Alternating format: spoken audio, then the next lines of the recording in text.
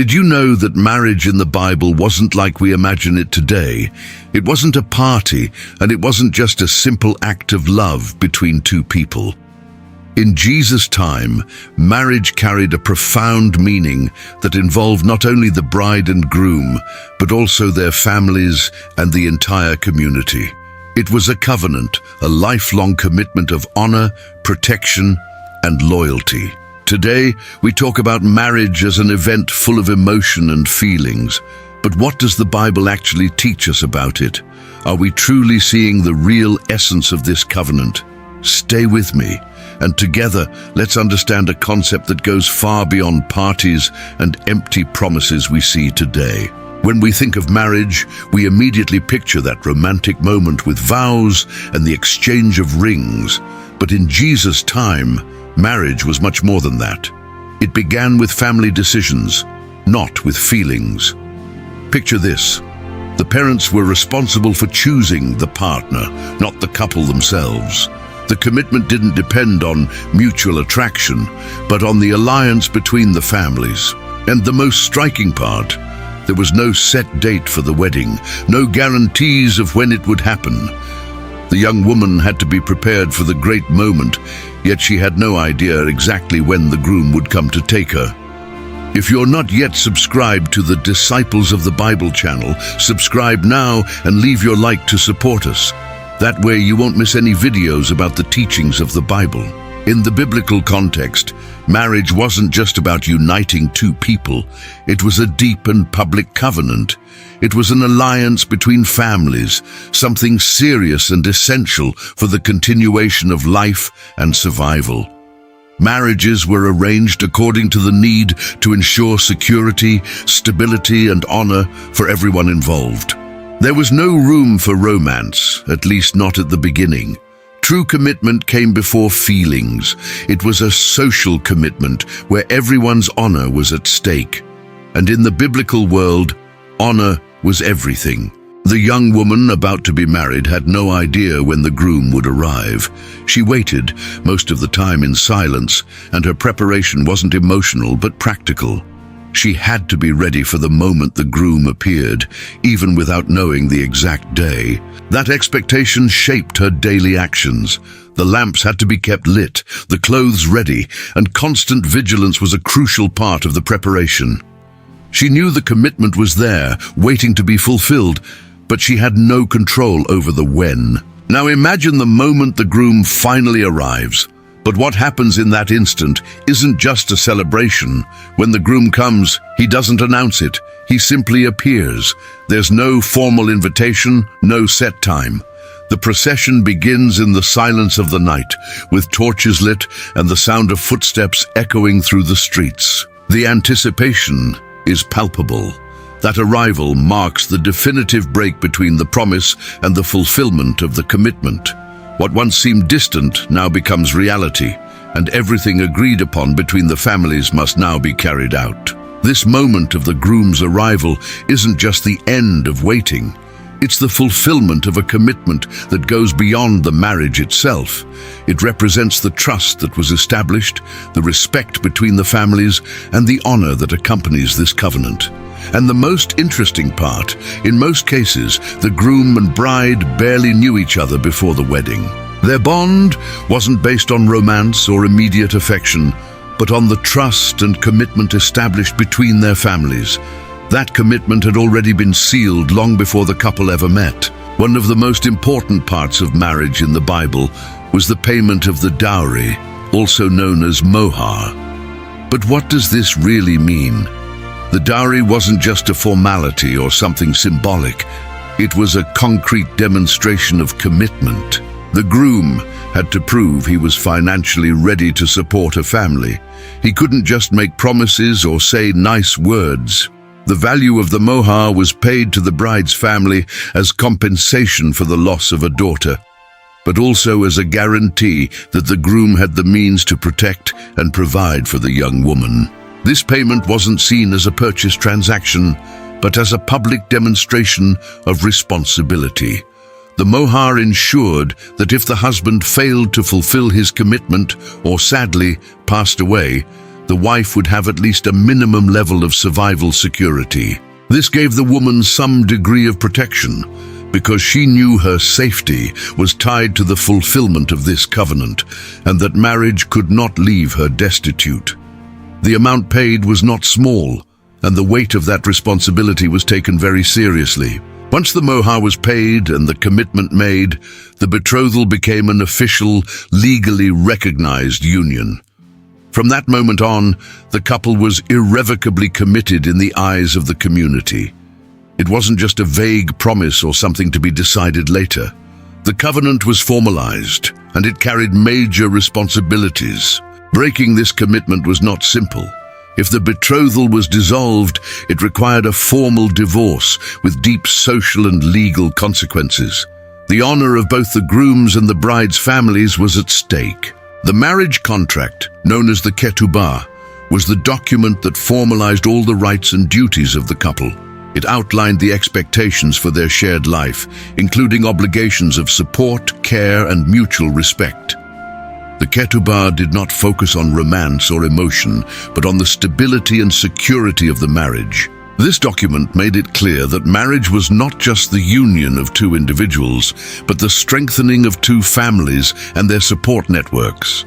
Most importantly, marriage was meant to be a lasting and unbreakable bond.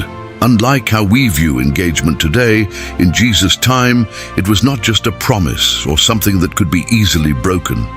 Betrothal was actually a legal commitment, publicly recognized. When the groom and bride became betrothed, they were already legally united in the eyes of the community. They didn't live together yet or share the same home, but the bond was fully formalized. What existed then was a union not yet consummated, but completely real. Breaking this commitment required a formal divorce, because separation carried far graver implications than in modern marriage. This commitment was not merely a symbolic gesture or a private agreement between the couple. It was a visible, social, and legal covenant with profound implications. Even before living together, fidelity was already expected. This explains Joseph's reaction when he discovered Mary was pregnant. When he realized his betrothed was expecting a child, he naturally assumed she had been unfaithful. For him, this was not just emotional pain. It was a violation of a legal and social commitment, one that involved the honor of his family and Mary's family.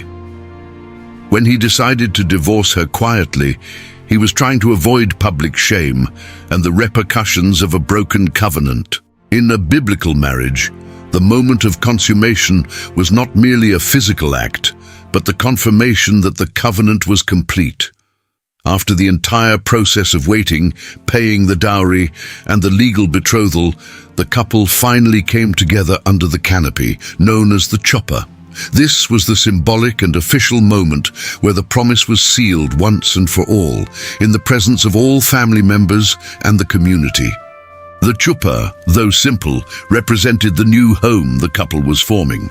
There they did not merely celebrate the act of marrying, but the realization of a covenant that extended beyond their own lives, affecting future generations. Marriage was not a private affair, but a public ceremony full of meaning.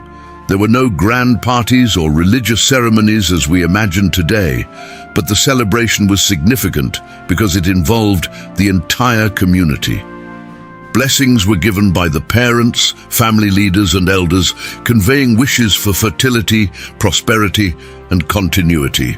It was a moment to invoke divine protection and blessing upon the new couple, sealing the bond in a solemn and irreversible way. After the blessings, the union was consummated, and the whole community knew that the promise made had been fulfilled. In Jesus' time, wedding feasts lasted for days, not just a few hours like we see today. Marriage was not only the union of two individuals, but a great communal celebration. The feast involved the entire village or community, and everyone participated in some way. The groom was responsible for providing food, wine, and entertainment for all. This was not viewed as a simple event, but as a reflection of the groom's ability to sustain his household and family. Failing in this aspect, as we see in the episode of the wedding at Cana, meant social shame, and the family's honor was at risk. And it was in this context that Jesus performed his first public miracle at a wedding. When the wine ran out at the wedding in Cana, it wasn't just a minor inconvenience. The lack of wine represented a social crisis that could expose the groom to humiliation before the community. By turning water into wine, Jesus didn't just save the party, he restored the dignity of the groom and his family. This miracle was not only about saving a celebration, it was about restoring honor and prosperity, something fundamental to biblical marriage. There, Jesus demonstrated the importance of honoring commitments and fulfilling promises abundantly. Throughout the entire Bible, marriage is more than a simple human event. It is a metaphor for God's commitment to his people. The Apostle Paul in Ephesians 5 compares the relationship of Christ with the church to that of husband and wife. Just as biblical marriage involved commitment, honor, and faithfulness, the relationship between Christ and the church is an eternal covenant sealed by the blood of Jesus on the cross. Marriage, therefore, is a picture of something far greater, the covenant God made with us, his people, never to abandon us. The covenant we see in biblical marriage is not merely a legal or social contract. It represents something eternal, something God created to reflect his faithfulness. When Jesus speaks of the church as his bride, he invites us to understand the profound commitment he has with us. Biblical marriage, therefore, is not just about two people uniting, but about a covenant that transcends generations and reflects God's own character. A God who keeps his promises, honors his covenants, and never fails in his faithfulness. Just as biblical marriage requires preparation, vigilance, and total commitment, our walk with Christ demands the same. The bride's waiting, always ready and watchful for the moment the groom would arrive, mirrors our expectation of Christ's return.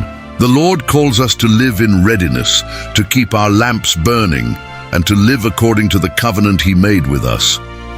Marriage, therefore, is a beautiful picture of how we should live our Christian life, always waiting and faithfully upholding our covenant with Christ. Understanding these concepts gives us a deeper view of the Christian faith. When we look at marriage through the biblical lens, we see it as a reflection of God's unbreakable commitment to us. By grasping the importance of the covenant in biblical marriage, we can strengthen our own faith and commitment to God. Marriage is more than an event. It is a covenant that reminds us of God's faithfulness and his eternal love for us. And so, by understanding biblical marriage, we see that it goes far beyond what we imagine. It is a powerful symbol of the covenant God made with us, his faithfulness, and his commitment. The Bible teaches us that marriage is a lasting covenant, reflecting the love and faithfulness of Christ for his church. This is a concept we should hold in our hearts because it not only teaches us about the relationship between husband and wife, but also about our relationship with God. Now, I want to hear from you. What touched you the most about biblical marriage? Leave your comment below with the word covenant and share what you learned about this powerful commitment. If you're not yet subscribed to the channel, subscribe now and turn on notifications so you don't miss any of our videos. We're here to grow together in faith and in the knowledge of God's Word. Don't miss the next videos. Keep following our channel Disciples of the Bible, where we explore the eternal truths the Bible has to offer. May God bless your life.